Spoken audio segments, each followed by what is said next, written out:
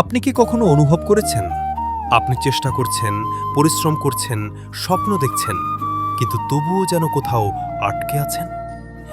মনে হয় কেউ আপনাকে টেনে ধরে রেখেছে, কিছু একটা ভার আপনার ভেতরে জমে আছে। প্রশ্ন একটাই, কেন?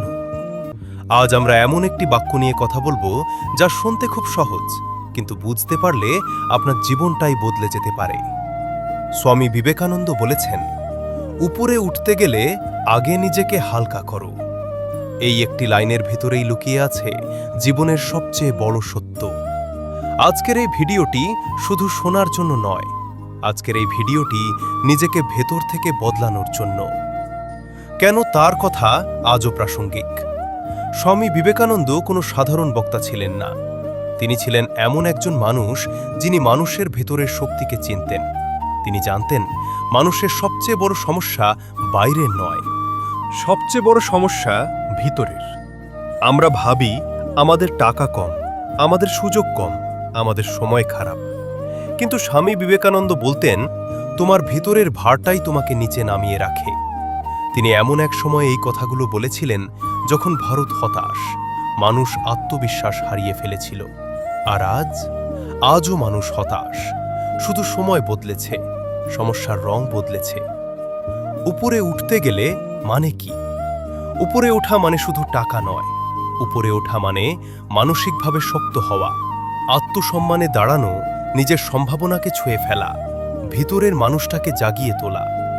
উপরে ওঠা মানে অন্যদের ছাড়িয়ে যাওয়া নয়, নিজের সীমাবদ্ধতাকে ছাড়িয়ে যাওয়া। কিন্তু প্রশ্ন হলো, আমরা কেন উঠতে পারি না? নিজেকে হালকা করো। আসল অর্থ এখানে হালকা মানে শরীর নয়, এখানে হালকা মানে মন। আমাদের মন ভারী হয়ে যায় অহংকারে, ভয়েতে, আত্মসন্দেহে, রাগে, হিংসায়, অতীতের ব্যর্থতায়, ভবিষ্যতের দুশ্চিন্তায়। এই সব কিছু একসাথে মিলে আমাদের ভিতরে একটা বোঝা তৈরি করে, আর বোঝা নিয়ে কেউ পাহাড়ে উঠতে পারে না। অহংকার মানে শুধু গর্ব নয়, অহংকার মানে আমি সব জানি, আমার ভুল হতে পারে না, আমি অন্যদের চেয়ে আলাদা। অহংকার মানুষকে শেখা বন্ধ করিয়ে দেয়। যে মানুষ শেখা বন্ধ করে দেয় সে আর কখনো উপরে উঠতে পারে না। স্বামী বিবেকানন্দ বলতেন, যে যত বেশি ফাঁকা সে তত হালকা। ভয় ও আত্মসন্দেহ অদৃশ্য শেকল। আপনি হয়তো চেষ্টা করেন, কিন্তু ভিতরে একটা আওয়াজ বলে, আমি পারবো না, লোকজন কি বলবে যদি ব্যর্থ হই। এই ভয়গুলো চোখে দেখা যায় না, কিন্তু এগুলো পায়ে শিকল বেঁধে দেয়। একটি পাখি যদি উড়তে না পারে, তার কারণ ডানা নয়, তার কারণ ভয়। কমফোর্ট জোন নরম কিন্তু ভারী কারাগার।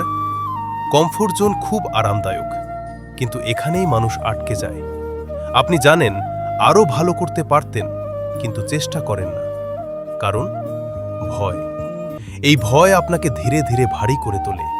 আজকের যুগে সবচেয়ে ভারী বোঝা হলো তুলনা। সে এত সফল কেন, আমি পিছিয়ে কেন? সোশ্যাল মিডিয়া আমাদের শেখায় নিজেকে কম ভাবতে। স্বামী বিবেকানন্দ বলতেন, নিজেকে দুর্বল ভাবা সবচেয়ে বড় পাপ। বাস্তব জীবনের উদাহরণ একজন ছাত্র সব সুযোগ থাকা সত্ত্বেও এগোতে পারছে না, কারণ সে নিজেকে বিশ্বাস করে না। একজন কর্মজীবী মানুষ পরিশ্রম করছে, কিন্তু সাহস নেই নিজের জায়গা বদলানোর।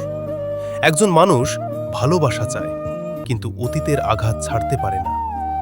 সব সমস্যার মূল একটাই, ভিতরের ভার। কিভাবে নিজেকে হালকা করবেন? বাস্তব পথ এক, অহংকার ছাড়ুন, সব জানেন, এই ভাবনা ছাড়ুন। 2, ভয়কে চিনুন, ভয় পালানোর নয়, ভয় বুঝে নেওয়ার। 3, অতীত ছেড়ে দিন, অতীত শিক্ষা, শেকল নয়। 4, তুলনা বন্ধ করুন, আপনি ব্যাস।